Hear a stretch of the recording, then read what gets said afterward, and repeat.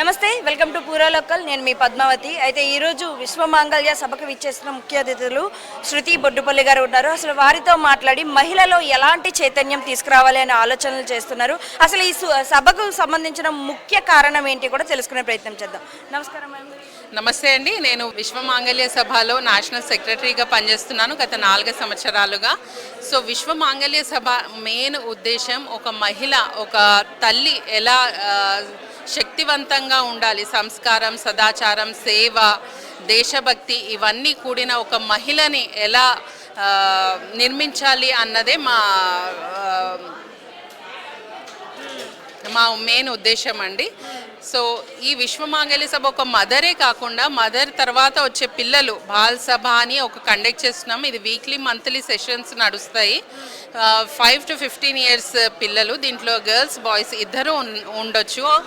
దాని తర్వాత దాని తర్వాత ఛాత్ర సభ అని, ఇది కాలేజ్ గోయింగ్ స్టూడెంట్స్కి 15 years అబవ్ నుంచి పోస్ట్ గ్రాడ్యుయేట్ వరకు ఛాత్ర సభ. దీంట్లో మేము డిఫరెంట్ సెషన్స్, డిబేట్స్, ఎట్లా అంటే మన రీజన్ బిహైండ్ మన అవుటర్ అపియన్స్ ఎట్లా ఉండాలి, మరి చాలా టాపిక్స్ పైన మేము డిస్కస్ చేస్తూ ఉంటాము. అట్లాగే సదాచార సభ అని, ఇది పెళ్ళైన మహిళలకి గ్యాదరింగ్ ఉంటుంది మంత్లీ 1.5 hour. దీంట్లో కూడా మేము ఒక మహిళని ఎట్లా స్ట్రాంగ్గా చేయాలి, ఉట్టి మహిళలు అంటే చీరలు నగలు గురించి మాట్లాడకుండా మన చుట్టుపక్కల ఏరియాలో ఏమవుతుంది, కరెంట్ అఫైర్స్ గురించి కరెక్ట్ అవగాహన ఉండడం, మళ్ళీ మన సంస్కృతి, సదాచారం ఇవన్నీ అంటే ట్రెడిషన్స్ ఎట్లా మనం కాపాడుకోవాలి, అట్లాగే మన ముందు జనరేషన్కి ఎట్లా పాస్అవుట్ చేయాలి అన్న దానిపైన కూడా మేము డిస్కస్ చేస్తూ ఉంటాము. అట్లాగే ఒక వర్కింగ్ ఉమెన్ని ఎట్లా బ్యాలెన్స్ చేయాలి, వర్క్ అండ్ పర్సనల్ లైఫ్ ఎట్లా బ్యాలెన్స్ చేయాలి అని గైడెన్స్ ఇస్తూ ఉంటాము దీంట్లో మేము. సో ఒక ఫ్యామిలీలో ఒక మహిళ కనుక స్ట్రాంగ్గా, వెల్ ఎడ్యుకేటెడ్గా, కల్చర్ రూటెడ్గా ఉంటే ఆ కుటుంబం, ఆ పక్కనున్న ఏరియా, సమాజం కూడా బాగుపడుతుంది అన్నదే మా మెయిన్ ఉద్దేశం అన్నమాట. సో ఇప్పుడు మా విశ్వమాంగళ్య సభ త్రూ మేము ఒక ఈవెంట్ కండక్ట్ చేస్తున్నామండి. 26th రోజున కొమరం భీం బంజారా భవన్ రోడ్ నెంబర్ 10లో దీనికి సెషన్ తీసుకోవడానికి వస్తున్నారు మోహన్ భాగవత్జీ గారు, పరం పూజ్య సహసంఘ చాలక్, రాష్ట్రీయ స్వయం సేవక్ సంఘ్ నుంచి. సో ఫస్ట్ టైం ఇంతవరకు ఏ ఆర్ఎస్ఎస్ అధికారి కూడా ఒక మదర్ పైన ఎప్పుడూ సెషన్ తీసుకోలేదు.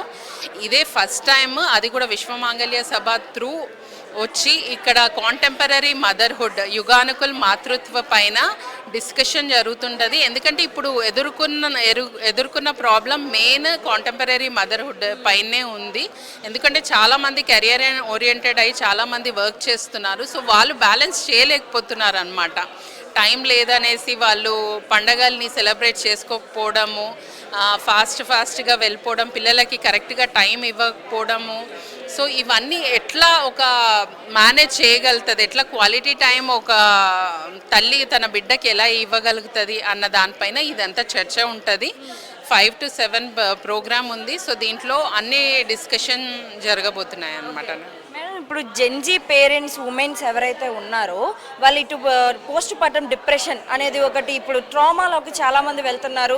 దీనికి సంబంధించి చాలామందికి కౌన్సిలింగ్ కూడా సరిగ్గా లేక వాళ్ళే హర్ట్ చేసుకోవడం కావచ్చు, లేకుంటే పిల్లలకి టైం ఇవ్వకపోవడం కావచ్చు, వర్క్ వదిలేయడం కావచ్చు, ఫ్యామిలీస్ని కూడా టు బి ఆనెస్ట్ వాళ్ళు పూర్తిగా అన్నింటినీ లీవ్ చేసేసి ఎటైనా వెళ్ళిపోవాలనుకోవడం, ఇలాంటి కేసెస్ని కూడా చూస్తున్నాం. మరి ఇలాంటి వాళ్ళ కోసం మీరు ఏమైనా ప్రాపర్గా ఇన్వెస్టిగేషన్ చేయడం కానీ, వాళ్ళ కోసం ఏమైనా సభలు ఏర్పాటు చేయడం కానీ చేస్తున్నారు? అవునండి, సదాచార సభ త్రూ మేము ఇలాంటి సెషన్స్ కండక్ట్ చేస్తూనే ఉంటాం. మహిళలకి వాళ్ళు ఎట్లా పోస్ట్ మార్టం డిప్రెషన్ని ఎట్లా టాకిల్ చేయొచ్చు అన్న విషయం పైన మేము ఒక్కొక్క సెషన్లో కొన్ని ఇప్పుడు గైనకాలజిస్ట్ నుంచి కానీ, న్యూట్రిషనిస్ట్ నుంచి కానీ ఒక్కొక్కరిని వచ్చి ఆ సదాచార సభలో వాళ్ళ త్రూ స్పీచెస్ ఇవ్వబడతాయి. సో ఇట్లా ఒక జెన్సీ మదర్ ఎలా ఉండాలి అన్న విషయం పైన మేము ఎవ్రీ మంత్ డిస్కషన్స్, మా మెయిన్ ఉద్దేశమే అదే, ఒక మదర్ని స్ట్రాంగ్గా చేయడం. కాబట్టి మేము ఇవన్నీ డిస్కస్ చేస్తూ ప్రోగ్రామ్స్ కండక్ట్ చేస్తూనే ఉంటాం అన్నమాట ఎవ్రీ మంత్. చివరిగా ఒక్క ప్రశ్న మ్యామ్, ఇప్పుడు గతంలో చూసుకుంటే ఉమెన్స్ వర్కింగ్ రేషియో అనేది చాలా తక్కువ, ఇప్పుడు ప్రజెంట్ అబ్బాయిల కన్నా ఉమెన్స్ రేషియోనే చాలా ఎక్కువ ఉంది. మరి ఇలాంటి పరిస్థితుల్లో అబ్బాయిలు ఇంట్లో ఎటువంటి హెల్ప్ చేయరు, సో ఎటువంటి వాళ్ళది ఎలాంటి వర్క్ అవ్వని ఇంట్లో ఉండడం వర్క్కి వెళ్ళి రావడం అన్నట్టుగా ఉంటుంది.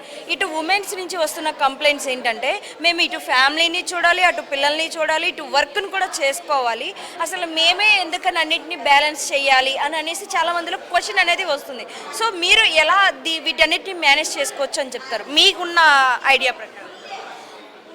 అదే అండి, మీరు అడిగిన క్వశ్చన్ చాలా వ్యాలిడ్. చాలా మంది మమ్మల్ని ఈ క్వశ్చన్ అడుగుతుంటారు. కానీ నేను ఇప్పుడు ఈ కాలంలో చూసే చాలా ఇంట్లల్లో ఒక మంచి విషయం ఏంటంటే ఇవాళ రేపు పురుషులు ఉన్నట్లు ఇప్పుడు ఉండట్లేదు. వాళ్ళు కూడా చాలా చేంజ్ అయ్యారు. ఒక మహిళ కనుక జాబ్ చేస్తుంటే వాళ్ళు కూడా ఇంట్లల్లో ఈక్వల్గానే అన్ని హౌస్ హోల్డ్ వర్క్స్ వాళ్ళు కూడా షేర్ చేసుకున్నారు. ఇది ఒక చాలా మంచి విషయం యాక్చువల్లీ చూస్తే.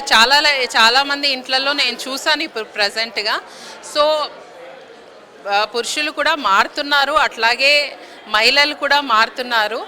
సో ఇది ఒక మంచి విషయము. అట్లాగే ఈ బాధ్యత ఓన్లీ తల్లి మీదనే ఉండదండి, తండ్రి మీద కూడా ఉంటుంది. కానీ మా సమాజం ఇప్పుడు మా ఆర్గనైజేషన్ ఓన్లీ మేము అంటే అన్ని ఏరియాస్ మేము వర్క్ చేయం కాబట్టి మేము ఓన్లీ మదర్ పైన ఫోకస్ చేస్తున్నాం. కొన్ని వేరే సంస్థలు ఉన్నాయి, అవి పురుషుల మీద కూడా ఫోకస్ చేస్తున్నాం అనమాట. కానీ మేము మెయిన్గా ఒక మదర్ పైనే ఫోకస్ చేస్తున్నాం కాబట్టి సో వాళ్ళ త్రూగానే వెళ్తున్నాం అనమాట.